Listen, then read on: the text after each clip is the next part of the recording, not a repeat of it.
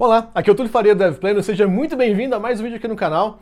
Esse vídeo faz parte aí de um tipo de vídeo, faz tempo que a gente não fazia, a gente voltou a fazer agora, que é o vídeo respondendo perguntas que vocês mandam pra gente, tá? Então dúvidas sobre carreira como programador, carreira no exterior, tecnologias, tudo relacionado à nossa carreira como Dev, tá? Então eu vou selecionar algumas perguntas para responder. Se você quer mandar a sua pergunta, você pode mandar direto via DM lá no Instagram, você pode inclusive falar, pô, seria muito legal se essa pergunta fosse respondida em vídeo, e também você pode comentar aqui no vídeo aqui embaixo, que a gente também vai ficar de olho aqui, tá? Tanto lá no Instagram quanto aqui. Especificamente essas perguntas vieram de uma caixinha de perguntas que a gente abriu lá no Instagram, tá? Então, especificamente essas vieram de lá, e elas têm bastante a ver um pouquinho aí com JavaScript e entrevistas, tá? Então tá bastante bacana. Antes da gente ir responder as perguntas aqui, um recado bastante importante, na descrição e do primeiro comentário tem vários links interessantes, tá? A gente tem a nossa série D30 que a gente grava todos os dias de semana, 30 minutos por dia de código, tá? Ou estudo de alguma coisa de tecnologia e de programação, então tem um link aqui embaixo para você acompanhar. Tem também o link da formação Full Stack Master, se você quer dar um passo a mais na sua carreira, ganhar autonomia e destravar sua carreira para salários acima de 10 mil reais por mês, tem um link aqui embaixo também. Tá? E tem as nossas outras mídias sociais para você seguir e também mandar sua pergunta por lá, tá? Então vale bastante a pena, tem tudo aqui embaixo do vídeo, tá? Bom, primeira pergunta do João Vitor, 2310, que é o nome de usuário dele no Instagram. Qual o mínimo para trabalhar de back-end usando JavaScript além de Node.js? Bom, o que é importante, tá? João, toma cuidado, como sempre quando a gente fala o que é o mínimo, tá? Então, o que é importante é que tipo de vaga que você está buscando, tá? Geralmente as vagas vão te empurrar aqui algumas coisas no sentido de você conseguir dominar um protocolo, seja REST ou GraphQL, além disso, que você consiga minimamente organizar o código-fonte e que você tenha conhecimento de como que você consome e recebe dados, tanto de um banco de dados quanto de uma API de terceiros. De maneira geral, isso vai te ajudar e vai abrir vários leques de possíveis aplicações que você consegue desenvolver, tá? Então, e aí com o tempo você vai se organizando mais, vai deixando essa arquitetura cada vez melhor. Bom, mas de maneira simples, o protocolo que você vai utilizar, REST APIs ou GraphQL, geralmente REST APIs é mais simples, que você pode usar o Express.js. Outro ponto, aonde você vai armazenar esses dados, seja de banco de dados ou numa API de terceiros, e o mínimo ali de organização no seu código.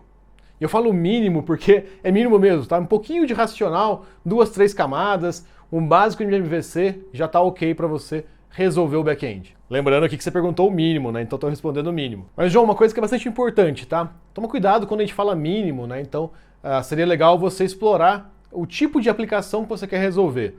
Então, se você quer, por exemplo, criar um administrador ou um gerenciador de alguma coisa, já vai destravar várias outras coisas. Então, protocolo, um banco de dados, autenticação, autorização. Então, tenta mover aí a sua carreira, o progresso da sua carreira, por esses objetivos e não por um mínimo ali. Tá? Então isso vai te ajudar bastante, e aí você vai acabar tendo um mínimo para aquele tipo de aplicação. Então, assim você consegue ir galgando novos níveis na carreira. Tá? A próxima pergunta é do F. Venturelli, eu acho que é até um 3 ali no lugar do E.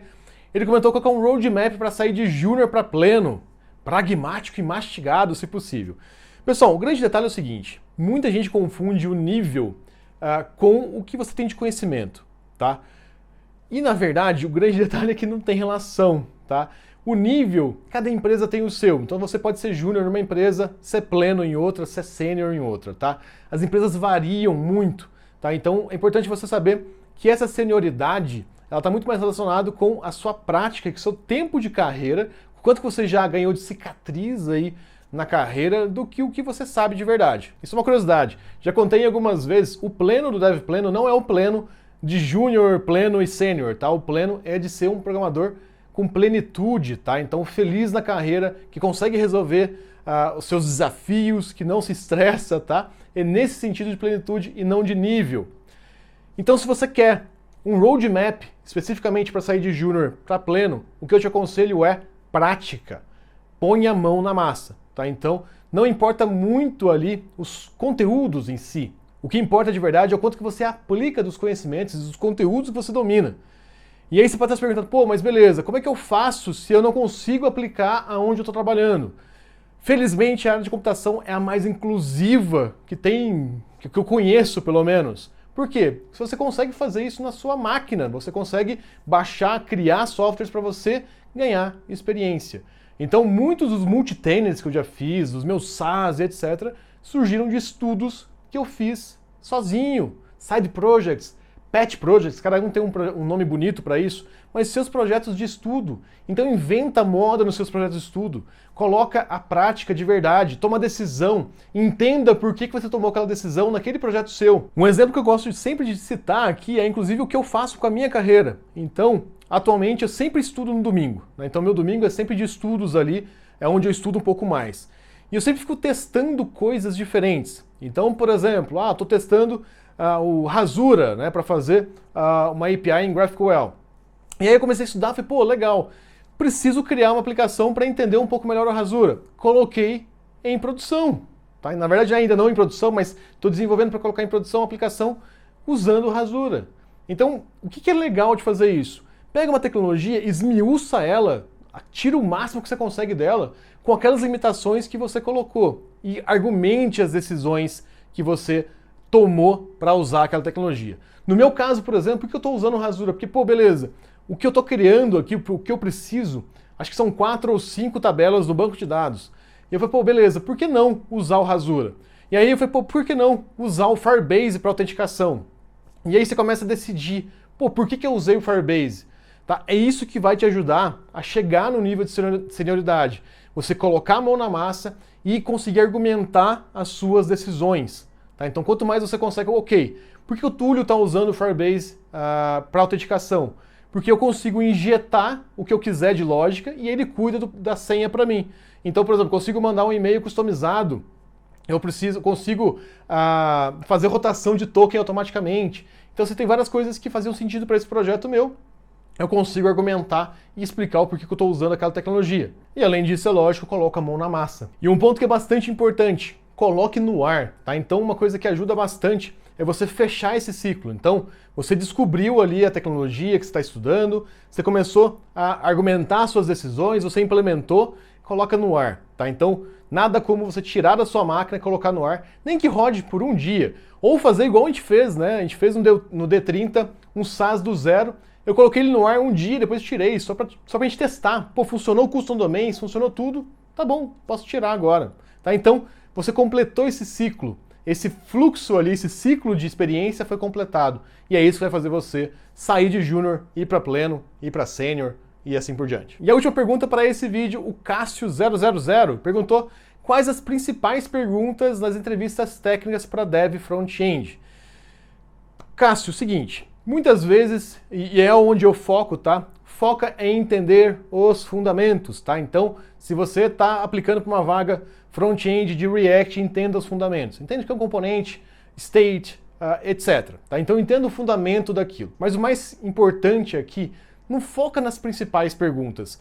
Quando a gente foca nas principais perguntas, parece que a gente está se preparando para uma prova de escola antigamente, né? Que você decorava as perguntas e se o professor te perguntasse uma coisa que não tivesse um exercício antes, você não sabia responder. Então, foca em você estar preparado, ao invés de você saber as perguntas, tá?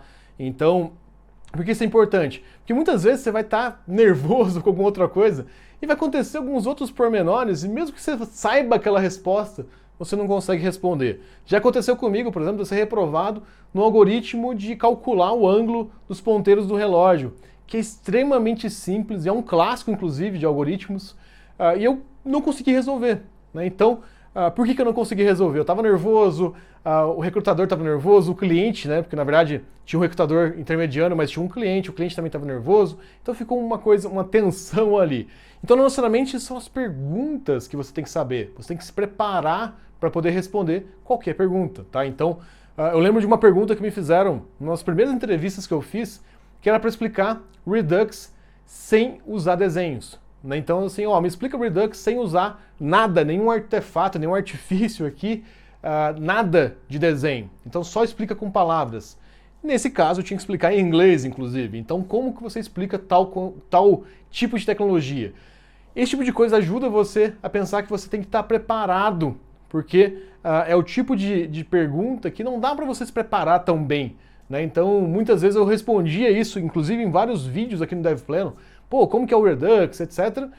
Porém, eu sempre usava desenhos para explicar e tudo mais. E aí, quando você tira essa muleta, né? Como é que você vai fazer? Então, assim, por isso que é importante você estar preparado nos fundamentos ali da stack, principalmente alinhado com o que você está aplicando, né? Então, se você está falando que você desenvolve com React, entenda os fundamentos. Pô, como que eu gerencio o estado? Por que eu usaria ou não o Redux? Por que eu usaria ou não o Context API? Tá? Então, entenda os fundamentos que você consegue responder qualquer pergunta que vier. Você não precisa saber as principais. Tá? Você tem que estar preparado para responder o que vier. Porque a vida é sobre isso, tá? Quando você estiver trabalhando, não é que tipo de sistema que vão me pedir. É você estar preparado para responder ou desenvolver qualquer sistema que você se propôs a desenvolver. Tá? É isso que faz você um programador melhor. Bom, pessoal, é isso. Se você quiser que eu responda a sua dúvida também, não deixe de mandar aqui nos comentários, mandar lá no Instagram, tá? E se você gostou desse vídeo, deixa de curtir e comentar aqui o que você está achando e eu te vejo no próximo. Valeu!